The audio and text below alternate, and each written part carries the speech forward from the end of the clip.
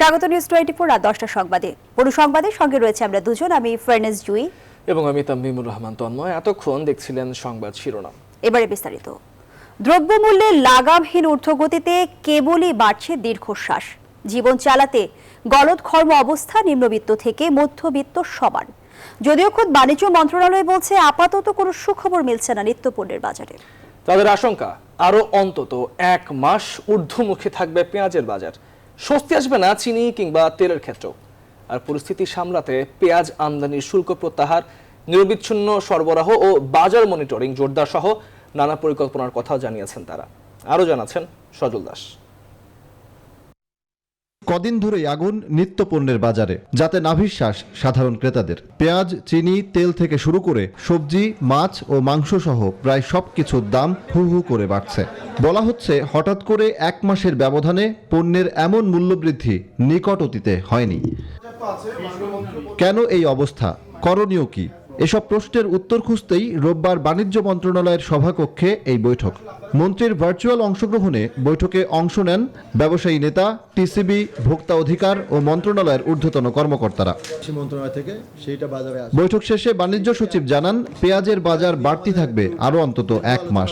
17 তারিখে আরেকটি টেন্ডার আছে পেঁয়াজ, সেখানে অন্য পণ্যের সঙ্গে পেঁয়াজও আমদানির ব্যবস্থা করা হচ্ছে। সুতরাং সার্বিকভাবে আমরা আশা করছি যে মূল্য পরিস্থিতি আছে বা মজুদ, সেটা হয়তো অবস্থা এর থেকে আর বেশি খারাপ হবে না। তবে আগামী 1 মাস একটু পরিস্থিতি নাজুক থাকবে, আপনারা বুঝতেই পাচ্ছেন উৎপাদনের দিক থেকে চিন্তা করলে। চিনি, তেল ও অন্যান্য নিত্যপণ্যের বাজার স্বাভাবিক রাখতে কৃষি মন্ত্রণালয় সহ সবার সাথে আলোচনার মাধ্যমে ব্যবস্থা নেওয়ার কথাও জানান সচিব। এই বিষয়ে আমরা সংশ্লিষ্ট সকল কর্তৃপক্ষকে ইতিমধ্যে চিঠিপত্র দিয়েছি। স্থলবন্দর কর্তৃপক্ষ সহ কাস্টমসকে বিশেষত বলা হয়েছে যে নিত্য প্রয়োজনীয় দ্রব্যের যে ট্রাকগুলো আছে ইন্ডিয়ার সঙ্গে স্থলবন্দরে যাতে কোথাও আটকে না থাকে। বিআইডব্লিউটিএ কে বলা হয়েছে ফেরি সার্ভিস যাতে তাদেরকে অগ্রাধিকার দেওয়া হয়। এনবিআরকে অনুরোধ করা হয়েছে বিশেষত পেঁয়াজের যে শুল্ক আছে 5%, সেই শুল্ক প্রত্যাহার করার জন্য, এবং তেল এবং চিনির উপরে শুল্ক বা যেটা অ্যাডভান্স ট্যাক্স আছে সেটা প্রত্যাহারের জন্য আমরা ইতিপূর্বে এনবিআরকে লিখেছিলাম। পণ্যের পর্যাপ্ত মজুদ আছে উল্লেখ করে মন্ত্রী জানান, বাজার কারসাজির বিষয়টিও গুরুত্বের সাথে নজরদারিতে রাখা হচ্ছে। পরিস্থিতি খুব শিগগিরই স্বাভাবিক হবে বলেও দাবি মন্ত্রীর। সজল দাস, নিউজ 24, ঢাকা। বাজারে সরকারের নজরদারি নেই নিত্য প্রয়োজনীয় দ্রব্যের দাম বৃদ্ধিতে নিম্নবিত্ত মধ্যবিত্তের সংসার চালানো দায় বলে অভিযোগ করেছেন বিএনপির যুগ্ম মহাসচিব রুহুল কবির রিজভী। সোমবার নয়াপল্টনে কেন্দ্রীয় কার্যালয়ের সংবাদ সম্মেলনে বিএনপির সিনিয়র যুগ্ম মহাসচিব এই অভিযোগ করেন। অব্যাহত চাল আমদানি চলছে, একই সঙ্গে হু হু করে বেড়ে চলছে চালের দাম। বাণিজ্য মন্ত্রী দেশের বড় ব্যবসায়ী ভোজ্য তেল, পেঁয়াজের দাম নিয়ে মুখে কুলু পেটেছেন। খবরের কাগজ বেরিয়েছে, তলে তলে তারা সিন্ডিকেটে জড়িত। সচেতন সাংবাদিক বন্ধুরা, নিরপেক্ষ নির্বাচন আদায়ে বিএনপি যখন 1 দফার আন্দোলনের প্রস্তুতি নিচ্ছে, তখনই শরিকদের সাথে দূরত্ব বৃদ্ধির আভাস দিচ্ছেন জোট নেতারা। তারা বলছেন, বিএনপির এমন আন্দোলন নিয়ে কিছু জানেন না 20 দলীয় জোট শরিকরা। তবে অতীত অভিজ্ঞতার আলোকে তাদের পরামর্শ, সুফল পেতে হলে একক কিংবা যুগপৎ এই কৌশলে না গিয়ে জোটের পরিধি বাড়িয়ে তাদের নিয়ে মাঠে নামা উচিত বিএনপির। বিস্তারিত তৌহিদ সন্তর প্রতিবেদনে। হঠাৎ করেই আন্দোলন নিয়ে সরব বিএনপি। গেল 1 মাসে বিভিন্ন পর্যায়ের নেতাদের সাথে একের পর এক সিরিজ বৈঠক করেছেন শীর্ষ নেতারা। কৌশল নির্ধারণে আলাদা করে শিক্ষক, আইনজীবী, চিকিৎসক, প্রকৌশলী সহ সমমনা পেশাজীবী সংগঠনের সঙ্গেও বসেছেন দলটির ভারপ্রাপ্ত চেয়ারম্যান। কিন্তু এই সব আলোচনায় কোথাও নেই জোট শরিকরা। দীর্ঘদিন ধরে অনেকটা নীরব দর্শক হতে থাকা 20 দলীয় জোট শরিকদের কাছে প্রশ্ন ছিল, তাহলে কি বিএনপির সাথে জোটের দূরত্ব বাড়ছে? এবার কি শরিকদের ছাড়াই মাঠে নামছে বিএনপি? 20 দলীয় জোট প্রসঙ্গে আপনি যে প্রশ্ন উপস্থাপন করেছেন সেটি এখন সমসাময়িক, টক অফ দি টাউন। তো আমাদের বক্তব্য হলো খুব সোজা, এটির প্রধান শরিক বিএনপি, ওনাদের প্রতি আমাদের সম্পূর্ণ শ্রদ্ধা এবং আস্থা আছে। সুতরাং ওনারা যে সিদ্ধান্ত নেবেন সেই সিদ্ধান্ত আমরা অবশ্যই সম্মান করব। ফরমালি কোনো আমাদের সাথে এই সিরিজ বৈঠকের পর কোনো আলোচনা হয়নি।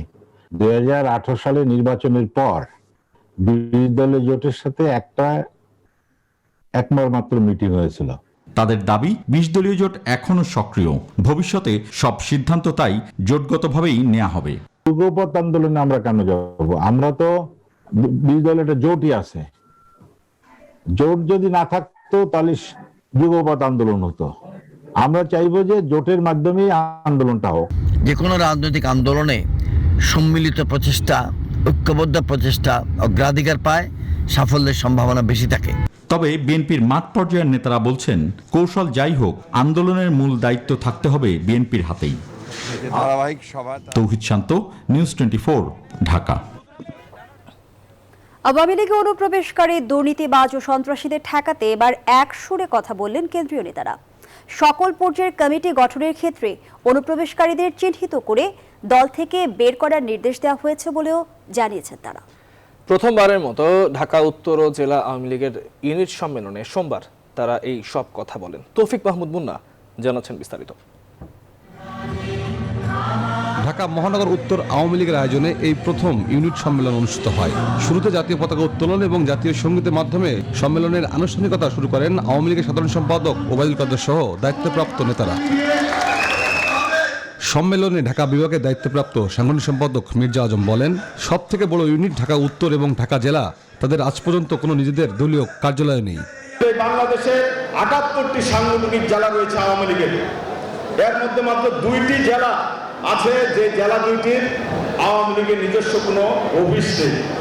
এই 2 জেলার এক জেলা হলো ঢাকা মহানগর উত্তর, আর আরেকটি জেলা হলো ঢাকা জেলা। অতএব আপনাদের এই দুর্নাম থেকে বের হয়ে আসতেই হবে। বিশেষ অতিথির বক্তব্যে প্রেসিডিয়াম সদস্য জাহাঙ্গীর কবির নানক বলেন, তৃণমূলের ত্যাগী কর্মীরা ভালো নেই, কমিটি হলেই ঢুকে পড়ছে অনুপ্রবেশকারীরা। বুক ফাটা চাপা কান্না রয়েছে, সে চাপা কান্না নেতৃবৃন্দ আপনাদের শুনতে হবে, বুঝতে হবে, জানতে হবে। আমরা যোগ্য মানুষ, যোগ্য জায়গায় সম্মানিত হই নাই পূর্বে। যে পর্যায়ের কমিটি গঠন করা হোক না কেন, কোনো অনুপ্রবেশকারী হাইব্রিড যেন দলে ঢুকতে না পারে, সে ব্যাপারে উত্তর আওয়ামী লীগকে কড়া নির্দেশনা দেন সাধারণ সম্পাদক ওবায়দুল কাদের। এই খারাপ লোকেরা বসন্তের কুকিল, এরা যখন দলের দুঃসময় আসবে, হাজার পাওয়ারের বাতি জ্বালিয়েও এদের খুঁজে পাওয়া যাবে না। দলের দুঃসময় এলে ত্যাগী নেতারাই থাকবে, দলের দুঃসময় এলে দলের খাঁটি কর্মীরাই থাকবে। গণতান্ত্রিক প্রক্রিয়ায় সম্মেলন করলে অন্তঃকন্দল কমবে বলেও মনে করেন আওয়ামী লীগ সাধারণ সম্পাদক। তৌফিক মাহমুদ মুন্না, নিউজ 24, ঢাকা। এবার করোনা আপডেট।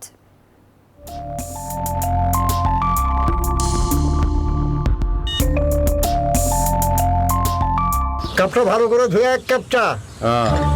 কাপ তো ভালো করে ধুইতেছি, তো আপনি হাতটা ধুবেন না? চাচা মাছটা ঠিক করে পড়েন। মাছ পয়লা চা খামু কেমনে? খাওয়ার আগে নামাইবেন, খাওয়ার পরে উঠাইবেন। নিয়ম মেনে সবাই একসাথে করোনা ঠেকাই। দেশে একদিনে আরো 599 জনের মধ্যে করোনা ভাইরাসের সংক্রমণ ধরা পড়েছে, মৃত্যু হয়েছে আরো 11 জনের। স্বাস্থ্য অধিদপ্তর জানিয়েছে, সোমবার সকাল পর্যন্ত শনাক্ত নতুন রোগীদের নিয়ে দেশে মোট শনাক্ত কোভিড রোগীর সংখ্যা দাঁড়িয়েছে 15,62,958 জনে।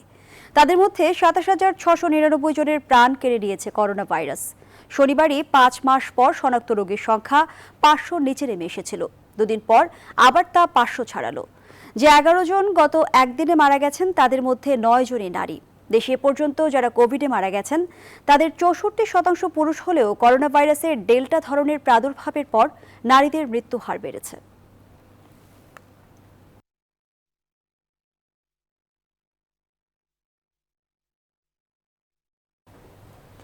আগামী বছরের মার্চ এপ্রিলের মধ্যে দেশের 70% মানুষকে টিকা দিতে চায় স্বাস্থ্য সেবা বিভাগ। তবে ঘোষিত লক্ষ্য ও অর্জিত বাস্তবতার বিস্তর ফারাক দেখতে পাচ্ছেন বিশেষজ্ঞরা। পর্যাপ্ত সক্ষমতা থাকলেও আগের টিকা সংগ্রহ ও টিকা প্রয়োগের গতি বাড়াতে পরামর্শ দিচ্ছেন তারা। রিশাদ হাসান জানাচ্ছেন বিস্তারিত। সম্প্রতি জেনেভা সফর শেষে দেশে ফিরেই সংবাদ সম্মেলনের আয়োজন করেন স্বাস্থ্যমন্ত্রী জাহিদ মালেক। সেখানে জানানো হয়, আগামী বছরের মার্চ এপ্রিলের মধ্যেই দেশের 70% মানুষকে টিকা দেওয়ার কথা। 12 কোটি লোককে আমরা ডাবল ডোজ টিকা দিতে পারবো। তবে এমন লক্ষ্য ঘোষণা করা আর বাস্তবতার মধ্যে বিস্তর পার্থক্য দেখতে পাচ্ছেন জনস্বাস্থ্য বিশেষজ্ঞরা। ঘোষিত লক্ষ্য এবং অর্জিত যে বাস্তবতা, এই দুয়ের মধ্যে কিন্তু সবসময় একটি পার্থক্য থেকে যাচ্ছে। এই কারণেই এক্ষেত্রে আমরা ভারত, পাকিস্তান, শ্রীলঙ্কা, নেপাল বা ভুটান থেকে পেছনে রয়েছি। কোভিড-19 জাতীয় কমিটির সদস্য ডক্টর এম এ আজিজ মনে করেন, টিকার ওয়েস্ট ম্যানেজমেন্ট, জনবল ও প্রয়োগের সক্ষমতার উপর নির্ভর করবে এই বিশাল কর্মযজ্ঞ। আমাদের যথেষ্ট সক্ষমতা আছে, আমাদের পর্যাপ্ত পরিমাণ স্বাস্থ্যকর্মী আছে, তবে হাসপাতালগুলোতে এখন যেহেতু নর্মাল কার্যক্রম শুরু হয়েছে, সেই ক্ষেত্রে ব্যবস্থাপনারও পরিবর্তন আনতে হবে। বিশেষজ্ঞরা বলছেন, দ্রুত টিকার সংস্থান করার উপর নির্ভর করবে বিপুল সংখ্যক মানুষকে টিকাদানের পরিকল্পনা। অগ্রবর্তীতে নির্ধারণ করে প্রয়োজনীয় যে জনসংখ্যা, যাদের টিকা দিলে মৃত্যু ঝুঁকি কমবে, তাদের টিকা দেওয়ার মধ্য দিয়েই কেবল আমরা জাতীয় সুরক্ষা অর্জন করতে পারি। ডিপিসি, এসএসবি এবং নিয়োগ সর্বক্ষেত্রে তাদের মন্ত্রণালয়ে সেভাবে নজর রাখা উচিত। রিশাদ হাসান, নিউজ 24, ঢাকা। ঢাকা বিমানবন্দরে করোনা পরীক্ষার জন্য আরটিপিসিআর ল্যাব স্থাপন হলেও সীমাহীন ভোগান্তিতে যাত্রীদের অসচেতনতা এবং জায়গার সংকুলন না হওয়ায় টেস্ট করাতে গিয়ে বাড়ছে সংক্রমণ ঝুঁকি। বিমানবন্দরের নির্বাহী পরিচালক গ্রুপ ক্যাপ্টেন তহিদুল আহসান জানান, মন্ত্রণালয়গুলোর মধ্যে কিছুটা সমন্বয়হীনতা, দুর্বল মনিটরিং এবং ল্যাবগুলোর সক্ষমতার অভাবে এমন পরিস্থিতি তৈরি হচ্ছে। তবে শিগগিরই তা কাটিয়ে ওঠার চেষ্টা করছেন তারা। লক্ষ্মীনা জসমিন সোমা জানাচ্ছেন বিস্তারিত। ঢাকার হযরত শাহজালাল আন্তর্জাতিক বিমানবন্দরের চিত্র এটি। আরটিপিসিআর ল্যাবে করোনা পরীক্ষার জন্য বিদেশগামী যাত্রীদের এই বিশাল লাইন। কেউ লাইনে জায়গা না পেয়ে জটলা পাকিয়ে বসেছেন বিমানবন্দরের মেঝেতেও। এদের অনেকেই আবার জানেন না কোথায় যাবেন, কি করবেন। এমন পরিস্থিতিতে কেউ ফ্লাইট মিস করছেন, কেউ আবার অনিশ্চিত যাত্রায় বিভ্রান্ত হয়ে কেবল এদিকে সেদিকে ছুটছেন। আমরা আসছি কক্সবাজার থেকে, অনেক কষ্ট করে আসছি আমরা। এখন আমার যাওয়ার মতো কোনো রাস্তা ছিল না। এখন পর্যন্ত ফ্ল্যাট এখনো আছে, আমাদের ফ্ল্যাটের লোক এখনো বিমানের উপর আছে, ফোন করতেছে তোরা কোথায়। একবার বলো এখান থেকে একটা পেপার নিয়ে আসো, আরেকবার বলো এখানে যে সিল মারি আসো, আরেকবার বলতেছে মন্ত্রণালয় থেকে একটা কাগজ নিয়ে আসো। মানে 200-300 জনের পিছনে লাইন করতে হচ্ছে। কোনো কারণে একটা ডকুমেন্টস যদি একটু মিসিং হয়, তাহলে সেটার জন্য আবার পিছনে চলে যেতে হচ্ছে। সেটা যদি আমরা আগে থেকে একটু জানতে পারতাম, তাহলে আমাদের জন্য অনেক ভালো হতো। যাত্রীদের মধ্যে যথেষ্ট সচেতনতার অভাব স্পষ্ট। আছে আরটিপিসিআর ল্যাবগুলোর অব্যবস্থাপনা, অক্ষমতা ও পেশাদারিত্বের যথেষ্ট অভাব। এই যখন অবস্থা, তখন পুরো বিষয়টি দেখভালের জন্য সরকারের যে মনিটরিং কমিটি, তারাই বা কি করছেন? মন্ত্রণালয়ে যে বৈঠকগুলো হয়েছিল অথবা যে পিসিআর ল্যাবগুলোর সাথে, যে 6টা ল্যাবের সাথে আমরা যে কথা বলেছি, এবং সেখানে আমাদের টেকনিক্যাল কমিটি, মনিটরিং কমিটি আছে তো, এবং সবার পক্ষ থেকেই তাদেরকে বলা হয়েছিল যে এই যে প্যাসেঞ্জার কন্ট্রোলগুলি তাদের করতে হবে এবং স্বাস্থ্যবিধি মেনটেন করা হয়। বাস্তবে তারা সেই নির্দেশনা অনুযায়ী কাজ করছে না। আরটিপিসিআর টেস্টে শৃঙ্খলা ফিরিয়ে আনতে এবং যাত্রীদের ভোগান্তি কমাতে সংশ্লিষ্টদের অনুরোধ করেছে বিমানবন্দর কর্তৃপক্ষ। আমার মনে হয় যে যদি পিসিআর ল্যাবে যারা আছেন তারা যদি একটু আরো দায়িত্ববান হন, আরো জনবল নিয়োগ করেন, আমি দেখে দিয়ে আসছি যে কিভাবে মেনটেন করতে হবে, তারা যদি সেটা প্রতিপালন করে এবং আসলে যে মনিটরিং কমিটি যদি মনিটরিংটা আরো বাড়ায়, তাহলে আশা করি যে একটা শৃঙ্খলা পরিবেশ ফিরে আসবে বলে আমার বিশ্বাস। ঢাকার হযরত শাহজালাল আন্তর্জাতিক বিমানবন্দরে করোনা পরীক্ষার জন্য গেল 29 অক্টোবর থেকে চালু হয় আরটিপিসিআর ল্যাব। বিমানবন্দরে আরটিপিসিআর ল্যাব স্থাপনের মধ্য দিয়ে অভিবাসী কর্মীদের বিদেশ যাওয়ার পথ সুগম হলেও কমেনি ভোগান্তি। আর সেক্ষেত্রে দেশের অন্য দুটি আন্তর্জাতিক বিমানবন্দরেও আরটিপিসিআর ল্যাব স্থাপনের দাবি বিদেশগামী অভিবাসী কর্মীদের। লক্ষ্মীনা জসমিন শোভা, নিউজ 24, শাহজালাল আন্তর্জাতিক বিমানবন্দর, ঢাকা। এবার অন্যান্য সংবাদ। প্রধানমন্ত্রী শেখ হাসিনা দেশের দক্ষিণাঞ্চলে আরেকটি পারমাণবিক বিদ্যুৎ কেন্দ্র স্থাপনে রাশিয়ার সমর্থন এবং সহযোগিতা চেয়েছেন। রাশিয়ার রাষ্ট্রীয় পরমাণু শক্তি কর্পোরেশন রোসাটমের মহাপরিচালক আলেক্সি লিখাচেভ সোমবার গণভবনে সৌজন্য সাক্ষাতে এলে প্রধানমন্ত্রী এই সহযোগিতা চান। বাংলাদেশ পাবনা রূপপুরে রাশিয়ার কারিগরি এবং আর্থিক সহযোগিতায় প্রথমবারের মতো পারমাণবিক বিদ্যুৎ কেন্দ্রটি নির্মাণ করছে। রাশিয়ার রাষ্ট্রীয় পরমাণু শক্তি কর্পোরেশন রোসাটম এ প্রকল্পে সহযোগিতা দিচ্ছে। নিরাপত্তার বিষয়ে সর্বাধিক গুরুত্বারোপ করে প্রধানমন্ত্রী রোসাটমের মহাপরিচালককে স্থানীয় কর্মীদের প্রশিক্ষণ দেওয়ার আহ্বান জানান, যাতে তারা রূপপুর পারমাণবিক বিদ্যুৎ কেন্দ্র চালাতে পারে। আলেক্সি লিখাচেভ স্থানীয় কর্মীদের প্রশংসা করে বলেন, ইঞ্জিনিয়ার, টেকনিশিয়ান এবং অন্যান্য জনবল সহ 20,000-এরও বেশি মানুষ আরএনপিপিতে কাজ করে উল্লেখযোগ্য অবদান রাখছেন। আশা প্রকাশ করেন 2023 সালের মধ্যে বাংলাদেশ পরমাণু শক্তিধর দেশে পরিণত হবে।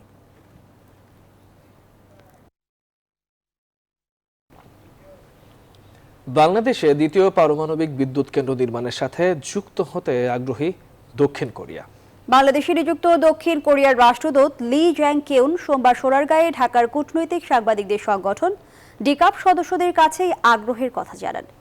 আঙ্গুর নাহার মন্টির রিপোর্ট। ক্রমবর্ধমান বিদ্যুতের চাহিদা মেটাতে দেশে আরও একটি পারমাণবিক বিদ্যুৎ কেন্দ্র স্থাপনের কথা ভাবছে সরকার। রোববার কথা জানিয়েছেন স্বয়ং প্রধানমন্ত্রী শেখ হাসিনা। তার একদিন পর সোমবার বাংলাদেশের দ্বিতীয় পারমাণবিক বিদ্যুৎ কেন্দ্র স্থাপনের সঙ্গে যুক্ত হওয়ার আগ্রহ প্রকাশ করেছে দক্ষিণ কোরিয়া। বাংলাদেশে নিযুক্ত দক্ষিণ কোরিয়ার রাষ্ট্রদূত লি জ্যাং কেউন সোনারগাঁয়ে সাংবাদিকদের কাছে এই আগ্রহের কথা জানান। পারমাণবিক বিদ্যুৎ কেন্দ্রে অর্থায়নে তার দেশের সক্ষমতা নিয়েও কথা বলেন রাষ্ট্রদূত। অনেক কোরিয়ান কোম্পানি পারমাণবিক বিদ্যুৎ কেন্দ্র নির্মাণের বিষয়ে আগ্রহী হবে, কারণ দক্ষিণ কোরিয়া গবেষণা থেকে বিদ্যুৎ উৎপাদন পর্যন্ত পরমাণু শক্তির শান্তিপূর্ণভাবে ব্যবহারে বিশ্ব নেতৃত্বে রয়েছে। এক্ষেত্রে বিশ্বমানের কারিগরি সক্ষমতার পাশাপাশি সংযুক্ত আরব আমিরাতে কাজের অভিজ্ঞতা রয়েছে। আর অর্থায়নের বিষয়ে আমি এখনই কিছু বলতে পারছি না, তবে অর্থায়ন অসম্ভব হবে না। এছাড়াও বাংলাদেশের তথ্য প্রযুক্তি ও অবকাঠামো নির্মাণ সহ বিভিন্ন খাতে কোরিয়ার বিনিয়োগের আগ্রহের কথাও জানান রাষ্ট্রদূত। দুদেশের বাণিজ্যিক সম্পর্কের বড় অংশ জুড়েই রয়েছে তৈরি পোশাক। এখন এ সম্পর্ক আরও জোরদারে তথ্য প্রযুক্তি, অবকাঠামো, ব্লু ইকোনমি, ঔষধ শিল্প সহ বিভিন্ন খাতে বিনিয়োগে আগ্রহী দক্ষিণ কোরিয়া। এর আগে রাষ্ট্রদূত সোনারগাঁয়ের ঐতিহ্যবাহী পানাম নগরী এবং কোরিয়ান প্রতিষ্ঠান ইয়াং ওয়ানের সহায়তায় পুরনো আদলে ফিরিয়ে আনা বড় সর্দার বাড়ি পরিদর্শন করেন। আঙ্গুর নাহার মন্টি, নিউজ 24। ইভ্যালি, অরেঞ্জ, কিউকম, নিরাপদ.com সহ বেশ কয়েকটি ই-কমার্স প্রতিষ্ঠানের বিরুদ্ধে প্রতারণার অভিযোগ ওঠার পর 30টির বেশি কোম্পানির কার্যক্রম নজরদারিতে আছে বলে জানিয়েছে সিআইডি। সোমবার এক সংবাদ সম্মেলনে একথা জানান সংস্থাটির কর্মকর্তা। এছাড়াও একই ধরনের অভিযোগে থলে.com এবং উইকম.com এর 6 কর্মকর্তাকে গ্রেপ্তার করা হয়েছে বলেও জানান তিনি। মাসুদ আল্লাহ বুনির প্রতিবেদন। সরকারি অনুমোদন ও লাইসেন্সবিহীন আরও 2 ই-কমার্স প্রতিষ্ঠান থলে.com ও উইকম.com অনলাইন শপিং প্রতিষ্ঠান দুটি কম টাকায় TV, fridge, motorcycle, electric fan সহ বিভিন্ন পণ্য সামগ্রী বিক্রির প্রলোভন দেখিয়ে হাজার হাজার ক্রেতার কাছ থেকে আনুমানিক 2.5 কোটি টাকা আত্মসাৎ করেছে। এই 2 প্রতিষ্ঠানের হেড অব অপারেশন সহ মোট 6 কর্মকর্তাকে গ্রেফতার করেছে সিআইডি। সোমবার দুপুরে সিআইডি তাদের প্রধান কার্যালয়ে সংবাদ সম্মেলন করে জানায় থলে.com ও উইকম.com এর মালিক একই ব্যক্তি সাকিব। একটা শর্ট লিস্ট আছে, তাতে প্রায় 60টি প্রতিষ্ঠানের নাম আছে। তার মধ্যে 30-32টা প্রতিষ্ঠানকে আমরা এখন মনিটর করছি। আমাদের মনিটরিং এর বাইরেও 20-25টা প্রতিষ্ঠান আছে। আরেক ই-কমার্স প্রতিষ্ঠান টিকেটিং এজেন্সি 24ticket.com এর বোর্ড অফ ডিরেক্টরকেও রোববার গ্রেফতার করে পুলিশের অপরাধ তদন্ত বিভাগ। 2019 সালে যাত্রা শুরু করা প্রতিষ্ঠানটি গ্রাহকের 50 কোটি টাকা আত্মসাৎ করেছে। প্রথম দিকে ভালোভাবে শুরু করলেও পরবর্তীতে তারা এর মধ্যে প্রতারণার আশ্রয় নেয়। এদিকে ভার্চুয়াল মুদ্রা রিং আইডি প্রতারণার সাথে জড়িত অন্যতম এজেন্ট রেদওয়ানকে গ্রেফতার করেছে তারা। ফ্রিজ করা হয়েছে এজেন্টদের দেয়া কিছু গ্রাহকের 200 কোটি টাকা। সিআইডি জানায় এর মূল মালিক থাকে কানাডায়। বাইপাস যেটুকু হয়েছে সেই অংশগুলো ইনভেস্টিগেশনের ব্যাপার। এই সাবস্ক্রিপশনের মানিটা তারা কতটুকু আউটফ্লো করবে, ফেরত দিবে, এই জায়গাগুলো সাসপিশাস মনে হয়েছে, যে কারণে আমরা এটাতে ধরেছি। এছাড়াও প্রধানমন্ত্রীর কার্যালয় সহ বাংলাদেশ সেনাবাহিনীর বিভিন্ন পদে ভুয়া নিয়োগপত্র দিয়ে বিপুল পরিমাণ অর্থ হাতে নেওয়া চক্রের মূল হোতা সহ 5 জনকে গ্রেফতার করেছে সিআইডি। মাসুদ আলাবনী, নিউজ 24, ঢাকা। এবারে শারদীয় দুর্গাপূজার খবর।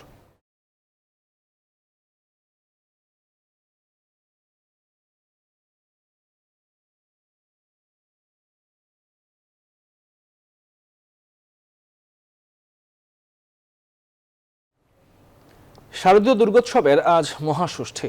বিহিত ও কল্পারম্ভ পূজার মধ্যে দিয়ে শুরু হয়েছে শারদীয় দুর্গাপূজার আনুষ্ঠানিকতা। দেবীর আরাধনা শেষে অঞ্জলি দেয়া হয় ভক্তদের। প্রার্থনায় রাখা হয় রোগ শোক থেকে বিশ্ববাসীর মুক্তি। সন্ধ্যায় অনুষ্ঠিত হয় দেবীর বোধন ও আরতি। শকুন নাবিরের প্রতিবেদন।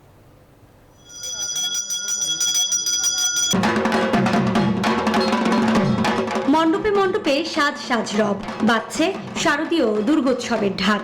শুরু হলো হিন্দু ধর্মাবলম্বীদের সবচেয়ে বড় উৎসব। রাজধানীর ঢাকেশ্বরী মন্দিরে ষষ্ঠীর বিহিত ও কল্পারম্ভ পূজার মধ্য দিয়ে শুরু হয় উৎসব।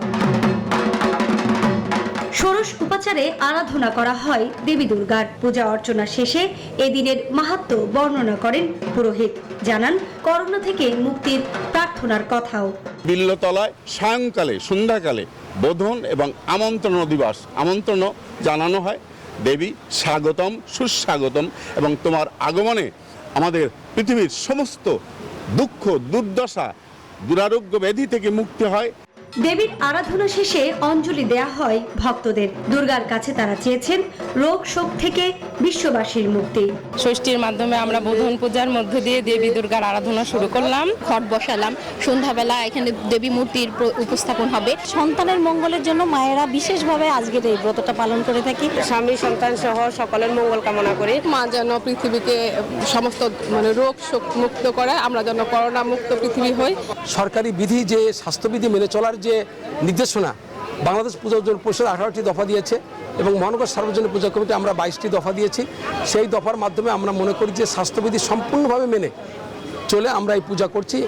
সপ্তমীর সকালে অনুষ্ঠিত হবে দুর্গা দেবীর নবপত্রিকা প্রবেশ ও স্থাপন।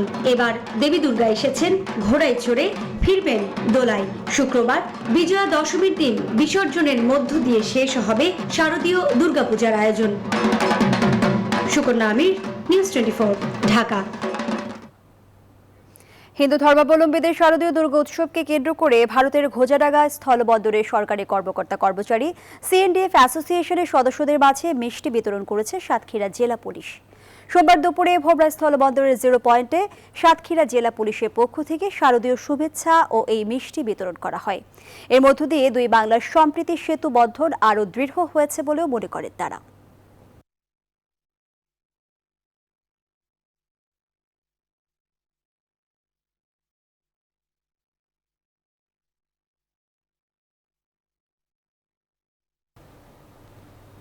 হৃদরোগে আক্রান্ত হয়ে চলে গেলেন অভিনেতা, নাট্যকার ও নির্দেশক ইনামুল হক। সোমবার বিকেলে বেইলি রোডের বাসায় হৃদরোগে আক্রান্ত হয়ে তিনি মারা যান। আগামীকাল বেলা 11টায় সর্বসাধারণের শ্রদ্ধা নিবেদনের জন্য তার মরদেহ কেন্দ্রীয় শহীদ মিনারে নেওয়া হবে বলে জানিয়েছে পরিবার। এরপর দুপুর 12টায় বুয়েটের মাঠে জানাজা শেষে বাসজোহর বনানী কবরস্থানে দাফন করা হবে। ইনামুল হকের জন্ম 1943 সালের 29 মে ফেনী সদরের মটবি এলাকায়। তার স্ত্রী লাকি নামও নাট্য জগতের মানুষ। বাংলাদেশ প্রকৌশল বিশ্ববিদ্যালয়ে ডক্টর ইনামুল দীর্ঘ 43 বছর শিক্ষকতা পেশায় নিয়োজিত থাকার সময় 15 বছর রসায়ন বিভাগের চেয়ারম্যান এবং 2 বছর ইঞ্জিনিয়ারিং বিভাগের ডিন হিসেবে দায়িত্ব পালন করেন। নটরডেম কলেজে পড়াশোনাকালীন তিনি প্রথম মঞ্চে অভিনয় করেন। 1968 সালে প্রতিষ্ঠিত নাগরিক নাট্য সম্প্রদায়ের অন্যতম প্রতিষ্ঠাতা সদস্য ছিলেন তিনি। 1995 সালে তিনি এই দল থেকে বের হয়ে প্রতিষ্ঠিত করেন নাগরিক নাট্যাঙ্গন। প্রায় 19 মাস বন্ধ থাকার পর শর্ত সাপেক্ষে সোমবার সকালে খুলে দেওয়া হয় জাহাঙ্গীরনগর বিশ্ববিদ্যালয়ের সব আবাসিক হল। তবে সশরীরে ক্লাস শুরু হবে 21 অক্টোবর থেকে। সংশ্লিষ্টরা জানান, ন্যূনতম 1 ডোজ টিকা নেওয়া সাপেক্ষে শিক্ষার্থীরা হলে উঠতে পারবে। এছাড়া আলাদা করে কোয়ারেন্টাইন পালন করতে হবে না। তবে স্বাস্থ্যবিধি কঠোরভাবে মানতে হবে। অনলাইন এবং অফলাইন দুই মাধ্যমেই ক্লাস হবে। করোনা সংক্রমণ রোধে গেল বছরের 17 মার্চ দেশের সব শিক্ষা প্রতিষ্ঠান বন্ধ ঘোষণা করে সরকার। চট্টগ্রামে বাংলাদেশ সেনাবাহিনীর আর্মি এভিয়েশন ফরওয়ার্ড বেজের উদ্বোধন করেছেন সেনা প্রধান SM শফিউদ্দিন। তিনি বলেন, আধুনিক সেনাবাহিনীর সাথে সামঞ্জস্য রেখে আর্মি এভিয়েশনে সংযোজিত হয়েছে আধুনিক হেলিকপ্টার ও সামরিক বিমান। যুক্তরাষ্ট্রে তৈরি অত্যাধুনিক প্রযুক্তির এ দুটি হেলিকপ্টার নবীন বৈমানিকদের প্রশিক্ষণে গুরুত্বপূর্ণ ভূমিকা রাখবে। এই অনুষ্ঠানে উপস্থিত ছিলেন বিমান ও নৌবাহিনীর ঊর্ধ্বতন কর্মকর্তারাও। বাংলাদেশ সেনাবাহিনীর আধুনিকায়নের ধারাবাহিকতায় আজকে যুক্তরাষ্ট্র তৈরি চতুর্থ প্রজন্মের দুটি বেল 407 GXI আর্মি এভিয়েশন গ্রুপের অন্তর্ভুক্ত হতে যাচ্ছে। আমি নিশ্চিত এর অন্তর্ভুক্তি নবীন বৈমানিকদের প্রশিক্ষণের ভিত্তিকে মজবুত করার পাশাপাশি ভবিষ্যতে আধুনিক প্রযুক্তি নির্ভর বিমান পরিচালনায় পারদর্শী করে তুলবে। এবার দেশের বিভিন্ন স্থানে ঘটে যাওয়া ঘটনা নিয়ে টুকরো খবর।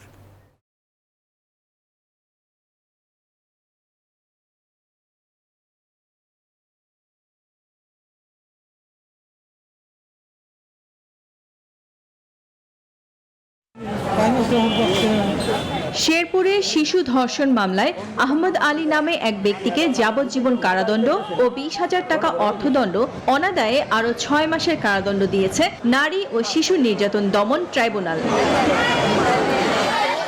বগুড়ার শেরপুরে বিদ্যুৎস্পৃষ্ট হয়ে চাচা ভাতিজা সহ 3 জনের মৃত্যু হয়েছে। এই ঘটনায় আহত একজনকে স্থানীয় উপজেলা স্বাস্থ্য কমপ্লেক্সে ভর্তি করা হয়েছে। প্রধানমন্ত্রীর জন্মদিন উপলক্ষে বরিশালে 250 মানুষকে 30 লাখ টাকার আর্থিক অনুদান দিয়েছে সিটি কর্পোরেশন। সকাল 11:30টায় নগর ভবন চত্বরে অনুদানের চেক তুলে দেন সিটি মেয়র সাদিক আব্দুল্লাহ। জয়পুরহাটে শারদীয় দুর্গোৎসব উপলক্ষে সনাতন ধর্মাবলম্বী 2 শতাধিক দরিদ্র নারী পুরুষের মাঝে বস্ত্র বিতরণ করেছেন জেলা প্রশাসক মোহাম্মদ শরীফুল ইসলাম। চাঁপাইনবাবগঞ্জের বিভিন্ন ইউনিয়নের পদ্মা নদীর তীরবর্তী ফেরিঘাটগুলোতে ইজারাদারদের নানা অনিয়ম, স্বেচ্ছাচারিতা এবং অব্যবস্থাপনা বন্ধের দাবিতে মানববন্ধন করেছে এলাকাবাসী। Desk report, news 24। এবার ফার্স্ট সিকিউরিটি ইসলামী ব্যাংক অর্থ বাণিজ্যের সংবাদ।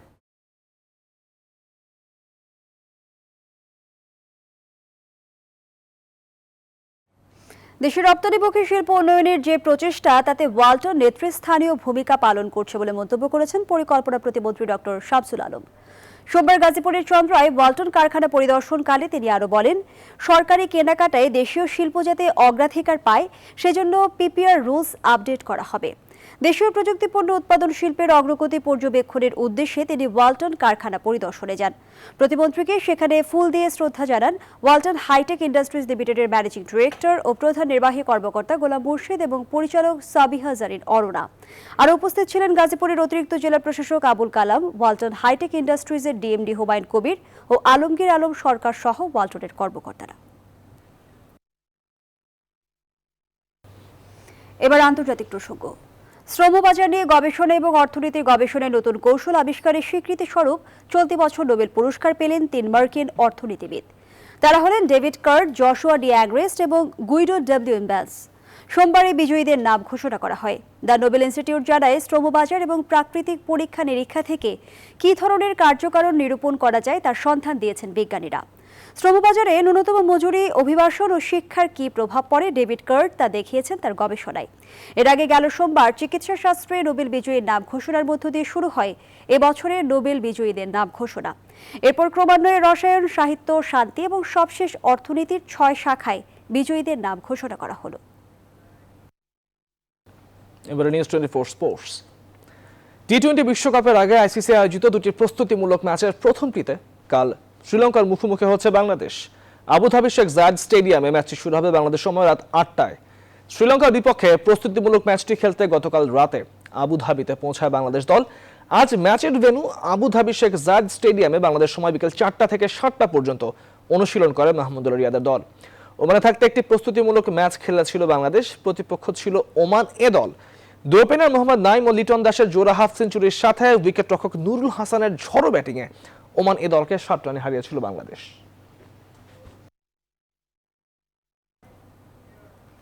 বুধবার সাব চ্যাম্পিয়নশিপের শেষ রাউন্ডে বাংলাদেশের প্রতিপক্ষ নেপাল। বাংলাদেশের ম্যাচটি শুরু হবে বিকেল 5টায়। আরেক ম্যাচে মালদ্বীপের বিপক্ষে খেলবে ভারত। সাব চ্যাম্পিয়নশিপের ফাইনালে খেলার সুযোগ এখনো হাতছাড়া হয়ে যায়নি বাংলাদেশের। নেপালকে হারালেই ফাইনালে উঠে যাবে বাংলাদেশ ফুটবল দল। এই মুহূর্তে 6 পয়েন্ট নিয়ে শীর্ষে আছে নেপাল ও মালদ্বীপ। এই দুই দলের গোল ব্যবধানও সমান। ম্যাচে 5 পয়েন্ট নিয়ে তৃতীয় স্থানে সাফের রেকর্ড 7বারের চ্যাম্পিয়ন ভারত। গোল পার্থক্য 4 পয়েন্ট নিয়ে চতুর্থ স্থানে রয়েছে বাংলাদেশ। 2টি করে জয় পাওয়া মালদ্বীপ ও নেপাল আছে একটু সুবিধাজনক স্থানে। ড্র করলেই ফাইনালে যাবে এই দু দল। তবে হারলে বিদায় নিতে হবে অন্য ম্যাচে ফল যাই হোক। 5 পয়েন্ট নিয়ে 3-এ থাকা ভারত ও 4 পয়েন্ট নিয়ে 4-এ থাকা বাংলাদেশের জয়ের কোনো বিকল্প নেই। শেষ করছে এখনকার সংবাদ। আরও খবর ও বিশ্লেষণ জানতে ভিজিট করুন www.news24bd.tv। ধন্যবাদ সবাই।